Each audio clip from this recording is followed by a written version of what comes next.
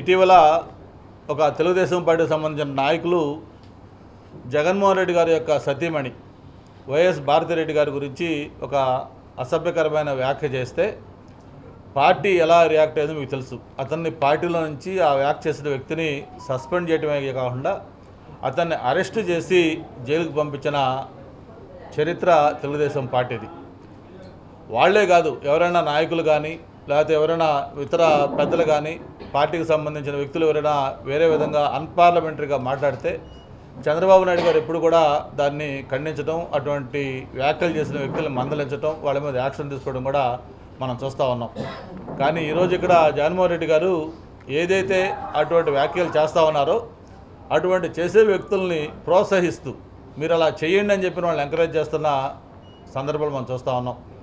ఆ పార్టీకి ఈ పార్టీకి ఇదే తేడా అని చెప్పిన కూడా తెలియజేసుకుంటూ, మరి నిన్న మొన్న జరిగిన సంఘటనల చివరికి కొంతమంది, నేను ఇప్పుడే లోపల టీవీలో చూస్తూ ఉన్నాను, కొంతమంది వ్యక్తులు మాట్లాడుతూ ఉన్నారు. దీన్ని చివరిగా సోషల్ యాంగిల్లో కూడా తీసుకొస్తూ ఉన్నారు.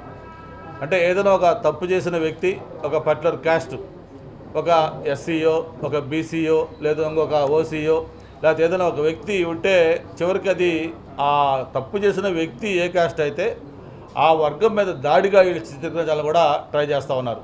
అతను చేసిన తప్పేంటి, అందులో ఏమున్నాయని చెప్పి ఆలోచించకుండా చివరికి అలాంటి దిగజారుడు రాజకీయాలు కూడా చేస్తున్న నేపథ్యం కూడా మనం గమనించాలని చెప్పి కూడా కోరుకుంటూ, ఒక్కసారి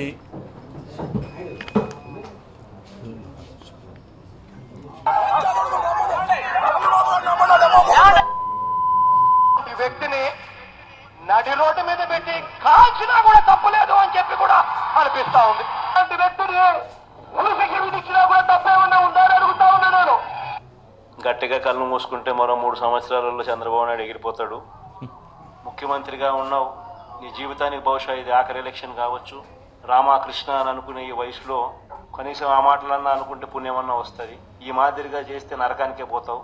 నా సిగ్గు, నా లజ్జ ఏమీ లేవు. సిగ్గన్నా ఉంటే కొంచెం ఏదన్నా చెప్తే సిగ్గుపడతాడు అనుకోవచ్చు. లజ్జన్నా ఉంటే కనీసం సరే అషేమ్డ్గా ఫీల్ అవుతాడని చెప్పన్నాను. అషేమ్డ్గా ఫీల్ అయ్యేది లేదు, సిగ్గు అంతకన్నా లేదు. సో ఎంబారెస్మెంట్ లేదు, అషేమ్డ్గా ఫీల్ అయ్యేది లేదు. ఈరోజు రాష్ట్రంలో పరిస్థితి ఏమిటి అని అంటే, డిఐజీ అనేవాడు మాఫియా డాన్. సిగ్గుండాలి, ఆడన పోయి దుంకి సావాలి. వీళ్ళంతా పోయి వాళ్ళు ఇలా అన్నా తప్పే, వాళ్ళు ఇలా అన్నా తప్పే. అదే సినిమా డైలాగ్ రాసుకున్నాడు, డైలాగులు కొట్టినాడు. వీళ్ళకి వచ్చే నష్టం ఏంది అంటాను నేను. సినిమాలు ఎందుకు తీస్తున్నారు స్వామి? మీరు ఆపేసేయండి, మూసేయండి. ఈరోజు పాటు నీకు పావులుగా మారిన అధికారులకు ఇద్దరికి వార్నింగ్ ఇస్తా ఉన్నాం. వడ్డీతో సహా మీరంతా చెల్లిస్తారు. అధికారులందరినీ, నాయకులందరినీ కూడా తీసి నిలబెడతామని చెప్పి కూడా ఈ సందర్భంగా తెలియజేస్తా ఉన్నాం. డిఎస్పీ అసలు ఇది ఏం మనిషి అని చెప్పి అర్థం కావడం అసలు. మూర్ఖులకి, సన్నాసులకి ఈ బతుకు కన్నా చావు 1000 రెట్లు బెటర్ అని చెప్పారు చంద్రబాబు నాయుడు.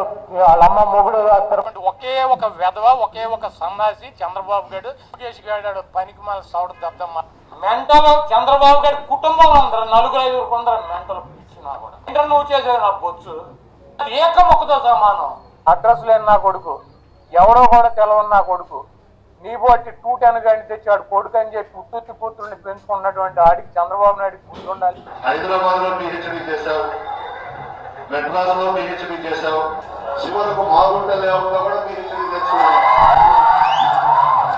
అది ఎంత పిహెచ్డీ అనేది మీరు అర్థం చేసుకోండి. చాలా పెద్ద కథ.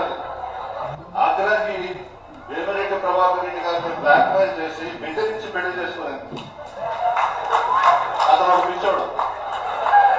ప్రభాకర్ అన్న, నువ్వు నిజంలో అన్నా చనిపోతావు, బయటన్నా ఎక్కడో దగ్గర నిన్ను లేపేస్తా, జాగ్రత్తగా ఉంది. పిచ్చి కుక్కను కొట్టినట్టు కొట్టేస్తాం, తరిమి కొడతాం. ప్రజాక్షేత్రంలో ప్రజల సమక్షంలో కొట్టేస్తాం. ఏమనుకున్నారా? ఊరుకుంటాం అనుకున్నారా?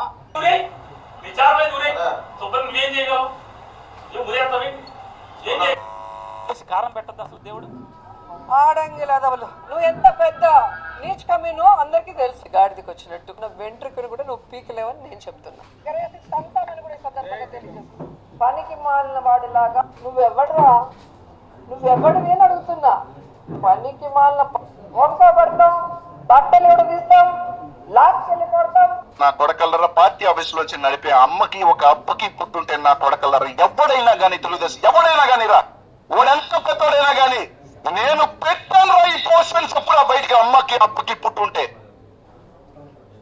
ఇది కొచ్చా నా కొడుకల్లాగా పోస్టులు పెట్టటాలు, ఇంట్లో ఆడవాళ్ళ మీద పెట్టటాలు. ఏం మొగోళ్ళరా మీరు? ఏం మొగోళ్ళు అంట మీరు? లంజత్వానికి పాల్పడలేదా? లంజత్వానికి పాల్పడలేదా? లాంటి దొంగ హత్య కొడుకులు అసలే బసలే, లాంటి దొంగ హత్య కొడుకులు అసలే బసలే. అంటే ఇవన్నీ కేవలం కొన్ని మచ్చుతునకలు, కొన్ని ఎగ్జాంపుల్సే. ఆ పార్టీలో ముఖ్యమంత్రి లేదు, మంత్రులు లేదు, స్పోక్స్ పర్సన్స్ లేరు, ఆడ లేదు, మగ లేదు. ప్రతి ఒక్కరు కూడా టాప్ టు బాటం అందరూ కూడా అదే వైఖరిలో ఉన్నారు. నేను మీ ద్వారా ఒకటే కోరుతా ఉన్నాను, ఇటువంటి ఒక పొలిటికల్ పార్టీ ఈ సమాజంలో ఉండటం అవసరమా అని చెప్పి ప్రతి ఒక్కరు కూడా ఈరోజు క్వశ్చన్ చేయాల్సిన అవసరం ఉంది.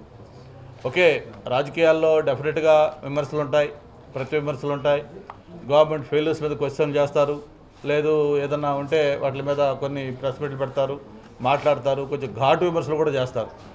కానీ వ్యక్తిగతంగా ఒక అమ్మ అబ్బాలకు సంబంధించి లేకపోతే ఆ లకారాలు ఇవన్నీ కూడా చూస్తూ ఉంటే ఈ పొలిటికల్ పార్టీ ఏదైతే ఉందో దీన్ని అసలు పూర్తిగా బ్యాన్ చేస్తే తప్ప ఇటువంటి వాళ్ళకి పరిష్కారం లేదని చెప్పిన కూడా తెలియజేసుకుంటూ నేను ఎలక్షన్ కమిషన్కి కూడా ఒక లెటర్ రాయాలనుకుంటున్నాను. ఎందుకంటే మీకు ఏదైతే చూపించానో ఇప్పుడు ఈ వీడియోలన్నీ ఇవన్నీ ఎన్క్లోజ్ చేస్తూ ఈ పార్టీ స్టార్టింగ్ నుంచి ముఖ్యమంత్రి జగన్మోహన్ రెడ్డిగా ఉన్నప్పుడు ఎలా ఉండింది, ఆయన అపోజిషన్లో ఉన్నప్పుడు ఎలా ఉన్నాడు, పార్టీ పెట్టినప్పుడు నుంచి ఎలా మాట్లాడారు, ఇవన్నీ కూడా మొత్తం ఒక డాక్యుమెంట్ చేసి దాన్ని మొత్తాన్ని కూడా ఎలక్షన్ కమిషన్కి పంపించాలనుకుంటున్నాం.